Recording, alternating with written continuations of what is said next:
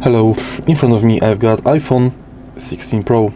In this video I'll show you how to fix app icons disappearing from home screen.